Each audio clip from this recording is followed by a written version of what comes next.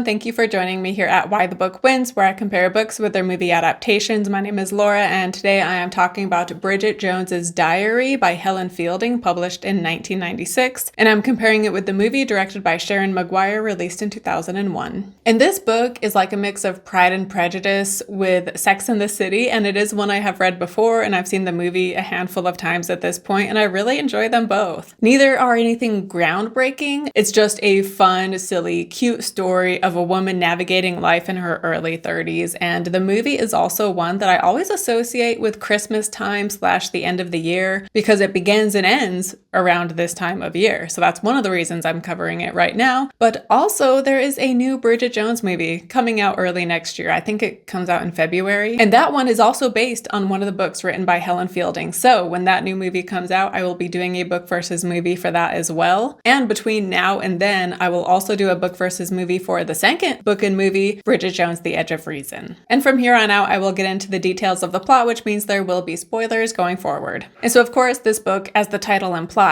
it is written in diary format, and it is the diary of Bridget Jones. And she is a single woman in her early 30s living in England. And so the diary documents her dating life, as well as how many calories she is eating in a day and what her weight is, as well as how many cigarettes she's smoking, how much she's spending on the lottery, how much she is drinking, and the details of her love life. And in both book and movie, we see some drama with her friends to some degree, but we hear much more about her friends in the book, whereas the movie really focuses on Bridget. And early on, she begins to date her boss, Daniel. He is handsome and fun, however, he can also be a bit of a jerk. And early on, she also meets a man named Mark Darcy, a man her mom and her mom's friend are wanting to set her up with, and their first interaction at the turkey curry buffet does not go well. Bridget is just kind of rambling, but also Mark is being super rude to her. And then afterwards, she overhears Mark insulting her to his mom, and so it just is a bad interaction. But she keeps running into Mark at different events, and at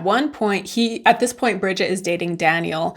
And Mark overhears that she is with Daniel, and he insults Daniel, which of course bothers Bridget. However, after this, she decides that she's just gonna pop in and surprise Daniel. And what do you know, when she pops in on him, she sees that he is cheating on her, basically proving that Mark was right when he said that Daniel was a piece of trash. And then later on, she runs into Mark yet again, a man whom she assumes dislikes her, right? Because with every interaction, it seems like he does not like her. And he is also dating this very snooty woman named Nadia. But she runs into him, and in the book, he asks her out on a date, which takes her by surprise. In the movie, he doesn't ask her out, but he says the line, "I like you just the way you are." And so it is a positive romantic interaction in both book and movie. But in the book, he asks her on a date and she agrees.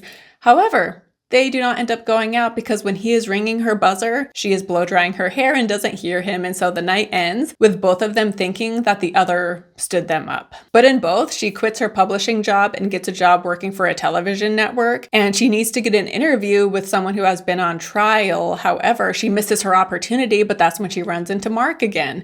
And turns out he is the person's lawyer. And so he gives her an exclusive interview with this person. And from here on out, the two just begin this flirty relationship. And Mark in the book, so Bridget decides to have a dinner party and she invites all of her friends as well as Mark. And the meal goes horribly, including her making blue soup, which the movie also shows. But despite the meal turning out so bad, she enjoys spending time with Mark and he enjoys spending time with her. However, the evening ends when she gets a phone call about her mom because her mom had started dating this new guy named Julio, and turns out he was a scam artist and he was taking money from people who were friends with Bridget's mom, including Darcy's parents. And Darcy, being a lawyer, he springs into action and he saves the day as far as her mom is concerned. And then by the end of the story, she and Darcy have officially become boyfriend-girlfriend, and that is how the book ends. And then as far as the movie goes, so once again, Bridget, she has a dinner party and she invites her friends and invites Mark, and the food does not go well, but the friends still have a good time and she and Mark are enjoying being with each other. However, the meal is interrupted by Daniel, who has shown up wanting to win Bridget back. And so when Daniel and Bridget are talking, Mark comes up and he's like, you know what, I'm gonna go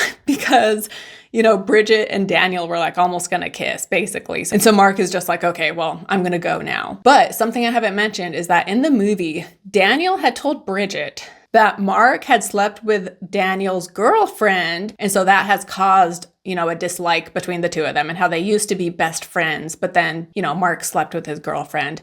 And so Bridget initially dislikes Mark because of that as well. But then as she gets to know him, she is like, wow, it's so odd he, slept with Daniel's girlfriend because he doesn't seem like that type of person. And so they have a strong dislike for each other. And so in this, interaction, when Mark is saying he's going to go, Daniel says something rude to Mark. And so Mark is like, okay, let's take it outside. And they get in a fight and Mark ends up winning the fight. However, Bridget kind of tells him off because she's like, you act like you're so decent, but then here you are sleeping with other people's girlfriends and beating up Daniel like you're such a messed up person. However, once Mark leaves, Bridget also realizes that she doesn't want to be with Daniel because his offer isn't good enough. Essentially, he's just kind of like, hey, if I can't make it with you, I can't make it with anybody.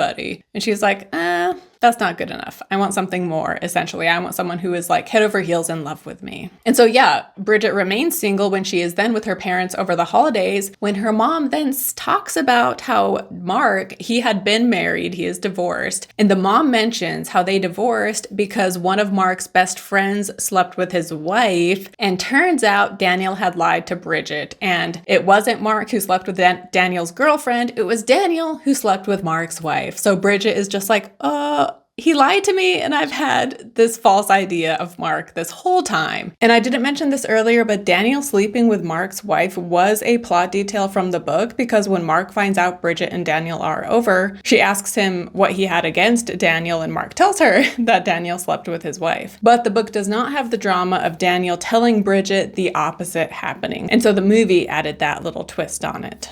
But yeah, so in the movie, she tries to fix things with Mark, but it seems too late because he is now moving to New York with that snooty lawyer girlfriend of his. However, in the end, of course, he shows up on her doorstep saying that he has decided to stay in England after all, and the two of them end up being happily ever after, even after he read a mean thing she wrote about him in her diary. And so, it's this whole dramatic ending where he leaves her apartment and she thinks it's because he read this mean thing she wrote, when really he left to go buy her a new diary so she can start fresh. But in the movie, after she and Daniel have ended things, Daniel tells her that he and the woman she caught him with are now engaged. However, apparently this engagement doesn't last long because then later he shows up on her birthday, wanting to get her back, saying that it's over with that other woman, or so he says. And then also when Mark is going to New York, the parents say that he is engaged to Nadia. Essentially, they're like heavily implying like she will soon be another type of in-law. And so this was a bit too many engagements going on, like very short-term engagements too, because obviously Mark ends things with Nadia when he shows up at the very end. And so it was a bit too much having both of them be engaged at different points. Whereas in the book, at one point, Bridget calls up an ex-boyfriend of hers from like years past, and he tells her that he is engaged. And this kind of sends Bridget in a spiral, finding out that her ex is getting married. And so that's what happened in the book. And so the movie kind of took that and just had both Mark and Daniel be engaged at different moments, but it was a bit too much, and I wasn't a fan of that part. But then also both book and movie have,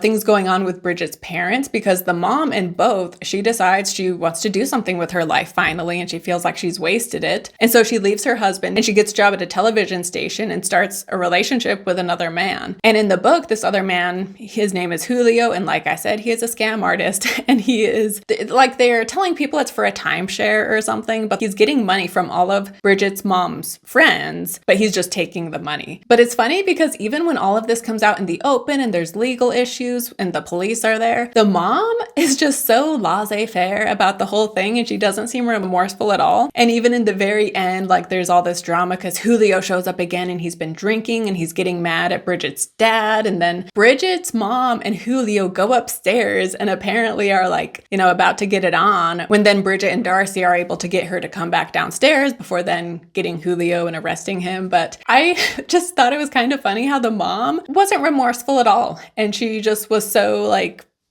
carefree about the whole thing. Whereas in the movie, it's kind of similar, where she gets a job at like a TV shopping network and she starts dating that guy. However, she finds out that that guy is a jerk and not someone she actually wants to be with. And in the movie, she is very remorseful because she, meets up with the dad again, apologizing, being like, oh, will you take me back? And so, yeah, what she does here isn't nearly as bad as what she did in the book. And yet in the book, she wasn't nearly as remorseful as she was in the movie. And then, yeah, in the book, we hear much more about Bridget's obsession with her dieting. And there is a point in the book when she is happy with her weight, but she goes to like this friend gathering, and everybody is saying like, oh, like, are you okay? You don't look well. And so she's her goal weight, and yet everybody is saying she doesn't look good. And then at another point near the end, she's talking to a friend about her calorie intake, and he's asking her like, oh, how many calories do you try to get in a day? And she tells him, and then the friend is like, I mean, don't people need at least 2,000 just to survive though? And Bridget has this light bulb moment, and we then read, I realized that I have spent so many years being on a diet that the idea that you might actually need calories to survive has been completely wiped out of my consciousness.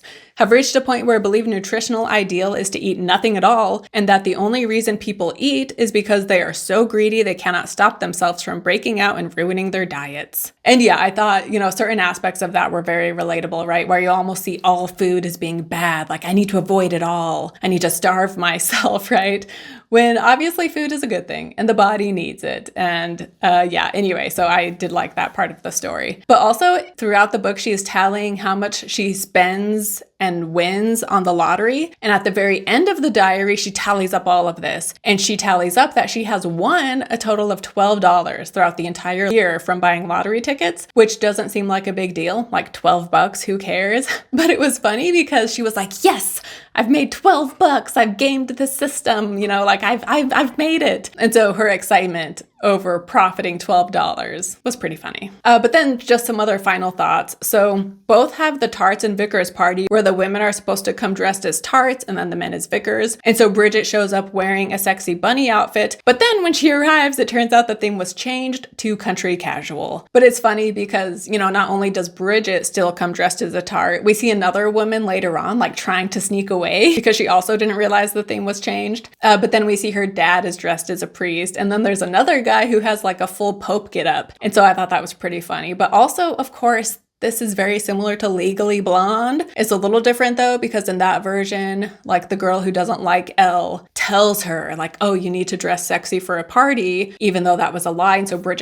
And so Elle shows up in a bunny costume. But yeah, both of these two movies came out the same year. And the book Bridget Jones has this exact storyline. And the book Bridget Jones came out before Legally Blonde, right? That was 96. I'm assuming Legally Blonde got the idea from Bridget Jones, but it is funny that as far as the movies are concerned, they came out in the exact year and they each had a very similar situation happen in both. But also Bridget in the book, when she's working at the publishing company, she has a boss named Perpetua who she does not like. But then when she is quitting, Perpetua stands up for Bridget to Daniel. And in the book, like when Bridget is telling him that she's quitting, Daniel becomes so whiny. He's like, oh, like this isn't just hard for you, like I have such a hard time being around you ever since we broke up. But then Perpetua storms in and she's like, like, you were cheating on her. Like, don't you dare try to pull this right now. And in the movie, it's a little different where Bridget is quitting and Daniel is kind of trying to get her to stay. But Perpetua, she's like, you know what? I want to hear this just to make sure Bridget doesn't cave, essentially, because she